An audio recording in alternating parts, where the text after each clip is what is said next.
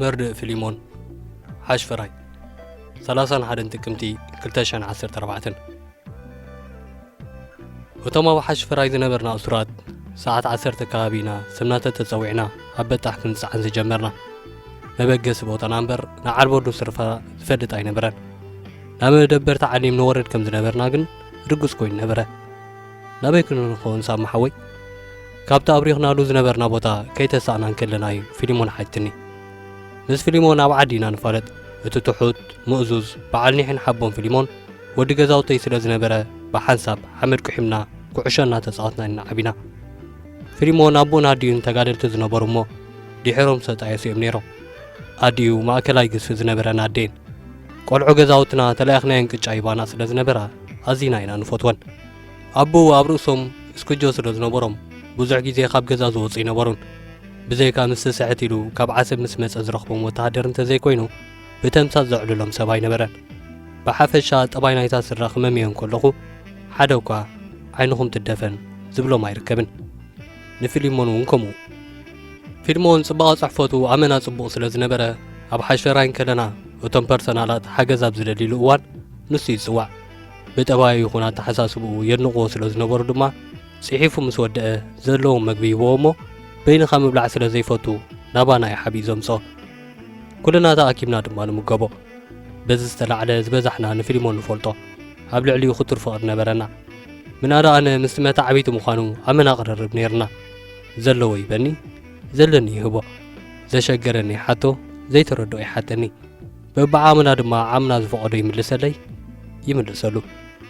اتا شعا معالت زحاتتا حتو جن نعين نبوزحات كم زخمين حنكل يتاي كويناتنا نبرت عشم كويدو نابينا عمنتاي كوفيلنا خمز نبرناون بخطر فرحن نابيكون نخون بزبل وات أروحتون تشرشرنا مقامتنا خصاب زي نفلتنا كوينا زنبرنا نابيهم مخبها لينتافي اللحوي نزحاتتا نحتو دحرقن ديك ازانت مولس كلو أنومون مفاقوسي چنكتاي تماساسال حتى حتتكو رسعيو كحتا كابا نابينا نخي زلنا اتا قديمو زحاتتا نحتو تمليس دربيلو حساس كمستافنخو فيلمون جن نخمستا زخون جيزي نبرون زي آملو دفئلو بعنجيتي مريتي سحتر أملا خلون تاجوخا جاجاو وجهوخ ملس أجوخا نزي الليني نما تعبيتي حبو نخسنا أمون كبو تقفا بلكو نسو أب قدامي تبتاح أنا أبصار سيد تمهدي منادما نابتنا بي مخانو زي فدتنا يا بوتا قعزونا قصرنا اتسقط كستحاوسو قعزو ساعتات وسيدو نبرا مستبزحنا عالنا سيبنا فحتحت نبلوكو انت نبرنا معيز بلا أبزبانو الرؤسون بتم حلوتنا مهرمتي ورو سلز نبرا كلاتنا تنفاسنا حبينا هنا نقعز نيرنا اتسحتي لو سمع زنبرا زربا أبالات انت زي كوينو أمونغونا سأتا سفنا اتسأتا جن لبوزح ساعتات سأنا حين برا بقم ساعة سلس وقعتها كبابتون كل حسمس بس احنا بحشو خاب سمعنا الأوان بزمسي زي بلنا دمسي نازارنا أدنكرو بومتا نايت دمسي همتا سل زي تحوسو تتوقاس نجر كم فنج مسال زي مخانو رجوس وسرنا متوقاس قوم ما ميكينا مخان دما ناكلنا قمت كنا بقرمينا نما أكلنا أنت سافرا زل برادك نستيو عويات كسمع متجمراجن جلزة سنبر نجر كم سفترة خنقمت كألنا جلا أبالات بفتنة حنينهم كوردو صرفوا جلا أبالات كفرارونا متجمورين بار اتزاس دمم نجر سفترة وتم أبالات من تحت خمس وردو بتناي بتحت مبرحة تمارحنا ينارينام كده خبانا كهار مو خمسة تحزر ما زبل نايك أنزا دمسي تمارحنا فلتنا وتم أبلع علي زنبور أبالات بزقونات التسريقهم سلزنبورو كأسكيرة رأسي قلقلة نقدامها معدخو شعون شعوقها كتريوزس دمم كسمعو زبهر ترئيت عفيتا يقف بلني فيلمون متعبيتي زنبرة أبتسألي مصرقيا بخبدو دكيسو كدتا داو زراقيحو يسحق نبرة اتا مكينا بفتنة الناقويت كتكيدن كلا سلازنة ترى حيلا حويسيو مستسألي مصرقيا تلاتيمو رأسو كمبالانشنا تتوكيس دما دمو خزار أخو أبتو مكرو هيوتي كعصم بالرأس ساب كنتو كوسكري ناي مجمرع وان نبرة أكالاتي هم فتحيتو رأسيس أرورو كساب زبلان دما لبع قرقيرني نايتم ناسحيقتا سرني قني بولكو وتم أبالا درو أبت فيلمونن كلا أين زنبورو بوتا بسيحم نبورو وتم قلقو جلا نابتو أقرو تسيرو زقون زنبر أسر كخدون كلو ገሊኦም ድማ ናብ ፊሊሞን ኣበሉ ርእሲ ፊሊሞን ተተኪሱ ነቲ ጸሊም ጽርግያ ብዶሙ ሓጺቡ ቀይሕ ቀለም ለቕሊቕዎ ነበረ እቶም ብረትን በትርን ሒዞም ዝነበሩ ኣባላት ብስምባደል ኢሎም እናልቀሱ ከቐብሮ እዩ ትስቢተይ ዝነበረ እቲ ብቅድመይ ዝርኦ ዝነበርኩ ኩነት ግን ምስታ ቀዲመ ዝረኣኽዎ ዘባህርር ትርኢት ዘመሳስል ወጅህ ነበሮ እቶም ኣባላት ኣብ ልዕሊ ኮይኖም ኣብ ዝተተኮሰ ርእሱ ይገድፉ ኣብ ሕቁን መላእ ኣካላቱን በቲ ሒዞሞ ዝነበሩ ገዚፍ ዱላ ካርምውን ከለዉ ነብሰይ ክቋጻጸር ኣይከኣልኩን ውይ ክብል እንተደለኹ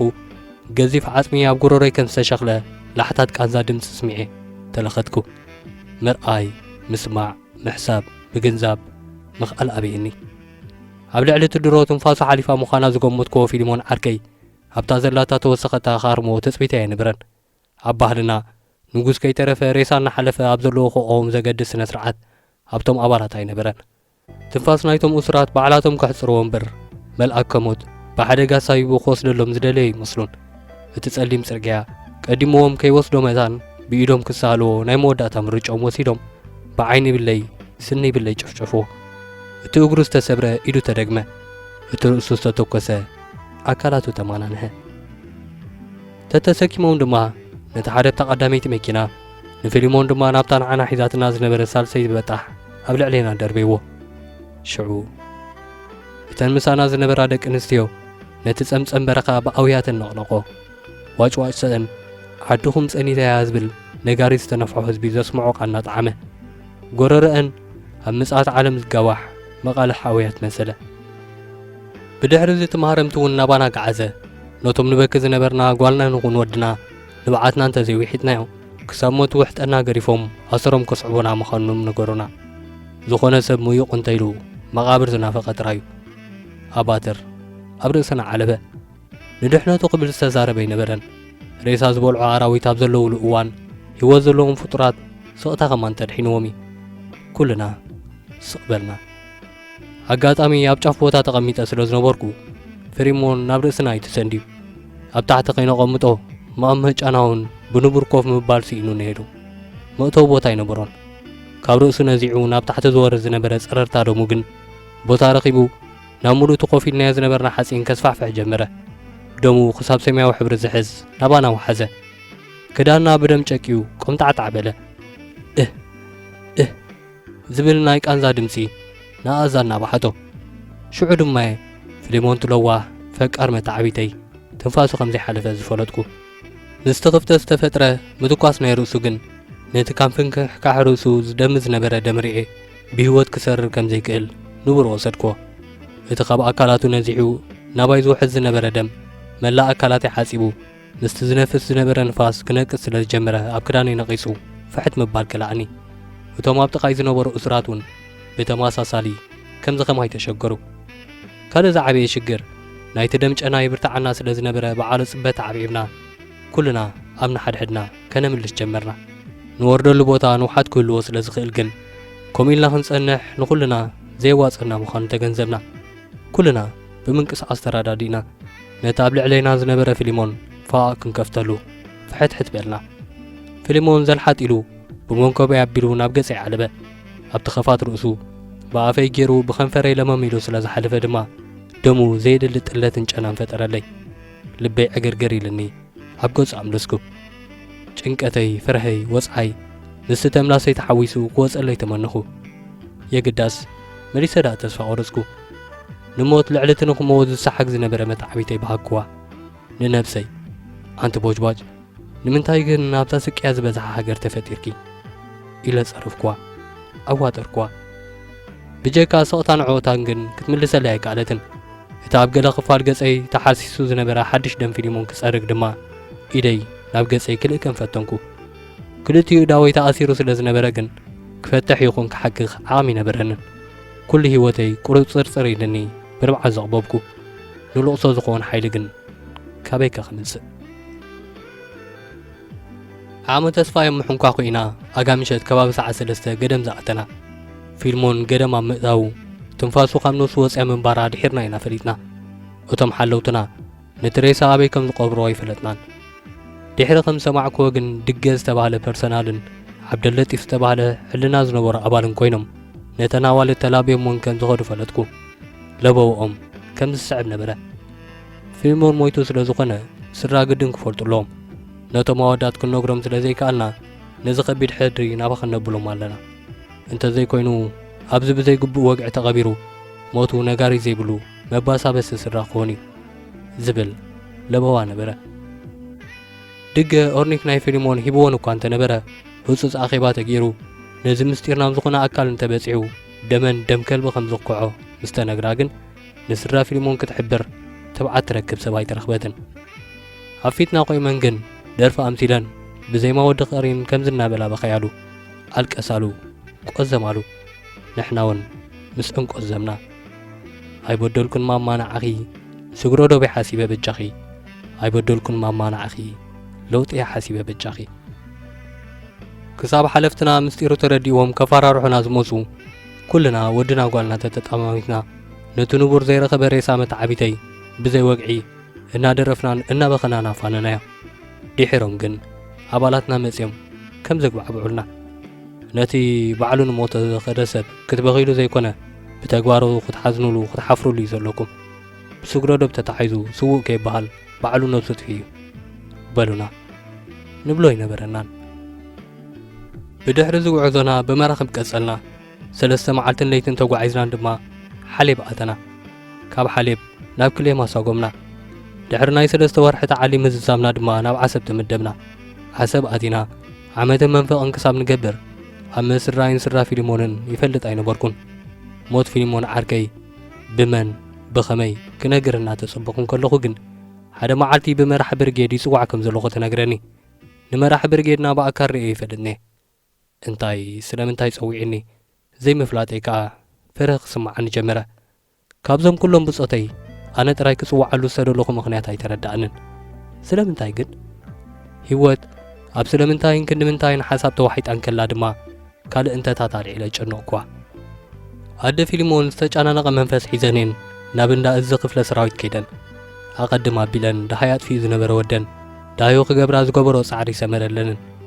ወደን ካብ ሓሽፈራይ ናብ ዓሰብ ከም ዝኸደት ሓቢርወን መጺን ወድኽን ካብ ሓሽፈራይ መጸናን ምስ ሰባህላ ድማ ሓሽፈራይ ተመሊሰን ሓሽፈራይ ከይደን እውን ተመሳሳሊ ናይ ምትላል መልሲ ተዋሂቦን ፊልሞን ምስቶም ናብ ዓሰብ ዝተሰዱ ሰዲድና ያለና ድማ በልወን ወላዲታ ከም ዝገብራ ሓርበተን ተስፋ ግን ኣይቆረፃን ዝወለደ መዓዝ ተስፋ ቆርጽ ኮይኑ ገላ ሓበሬታ ሒዘን ከዓ ናብ ዓሰብ ክምለሳ ግዴታ ኾነን ምስ ወድኽ ዝተበገሱ ኣብ ዓሰብ ኣለዎም እሞ ንዖም ሕቶቶኦም ተባህላ ስለዚ ድማ ብመራሒ ብርጌደይ ተጸዊዐ ምስ ካልአይተይ ናብ ኦፊሱ ዝኣተኹ ንመራሒ ብርጌድና ምስ ረኣኹ የዒንተይ ምእማን ሳንክወን መራሒ ብርጌድና ገብሪ ህይወት ፀሃየ ገባር እዩ ዝነበረ ገባር ዓርክቦ ፊልሞን መጋድልቲ ናይቲ ህዝቡ ሰላም ረኺቡ ኣብ ሃገሩ ብናጽነት መታን ክነብር ኣብ ርእሱ ማሕተም ምስኩጆ ዘቐመጠ ናይ ገሊ ብጻ እዩ ገባር ኣብ መጀመርያ እንተዘይኮይኑ ናይ ምድንጋር ይኹን ናይ ፍረ ስምዒት ከይረኣየ ዝዛረበኒ ነይሩ ቅድሚ ሕጂ ከምዛ ዘይረኣየንን ከምዛ ዘይንፋለጥን ድማ ሕቱኡ ጀመረ ቅድሚ ዋርሕ ናብ ክሌማ ክትመፁ ከለኹም እንታይ ኣጋጢሙኩም ነይሩ ሓቲትና ክልተ እሱራት ካህድሚ ኩሉ እቲ ሓደ እግሩን ኢዱን ተሰይሩ ፊልሞን ድማ ርእሱ ምስ ቅጥራን ጥንቁላሓት ተራጺሙ ርእሱ ተተኪሱ እንከሎ ብኣባላት እውን ተዳጊሙ ህይወቱ ሓሊፉ ክልቴና ብዘይ ፍርሒ እቲ ሓቂ ነገርናዮ እቶም ኣባላት ትፈልጥዎም ኢኹም እወ መልክዖምን ቁፅሮምን ብልክዕ ንፈልጦ ኢና እታ ጓል ስቒላ ነይራ ኣነ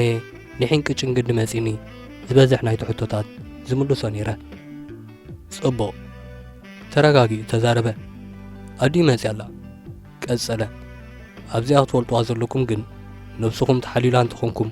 ፊልሞንና ማውትኡን ዘይምፍላጥ ከደይኩም እዩ መደረ ኣይተዓሹ ኣብ ኪደት ውድድርና ርኢኻ ከም ዘይረኣኻ ሰሚዕካ ከም ዘይሰማዕካ ይዝኽየድ ምኽንያቱ ርኤ ብዙሕ መዘዚ ዘለዋ ህይወትኩም ተደልዋ እንተኾንኩም ኣይረኣናን ኣይሰማዕናን ምባል ከደይኩም እዩ ክብል ሰፊሕ መረዳእታ ሃበና እንታይ ይብል ኣሎ ሰኣን ምግንዛብ ብኻልእ ተረዲኡ ኸይከውን ክሳብ ዝጠራጠር ኮንኩ ወዲ መጋድልቱ ናጽነት መዋጽእቱ ወዲ ዓርኩ ሞይቱ እናፈለጠ ነታ ብሰንኪ ምጥፋእ ዳሃይ ውልዳ ግሃ ዓብዒብዋ ሽኮርያ ዝሓመመት መዓልቲ ምርኩስ ኣደ እናረኣየ ኣብ ማዋታው ፊልሙን ተነጊርዎ እናሃለወ እናሰምዐ ስቕ ምባሉ ካብ ነብሰይ ጸላእኮ ልዕሊኡ ግን ስደት ካብ ዝወፅእ 8 ዓመታት ገይረ ስድራ ፊሊሞን ወዶም ሞይቱ ድብህየት ኣለኹ ይፈለጡ መቕባሲ ኢኖም ኣብ ከልበትበትን ጓህን ሕማምን እናሃለዉ መርድእ ፊሊሞን ከይነገርክዎም ክሳብ ሎሚ ስቕ መባለይ ነብሰይ እናፈንፈንኳ እነብር ኣለኹ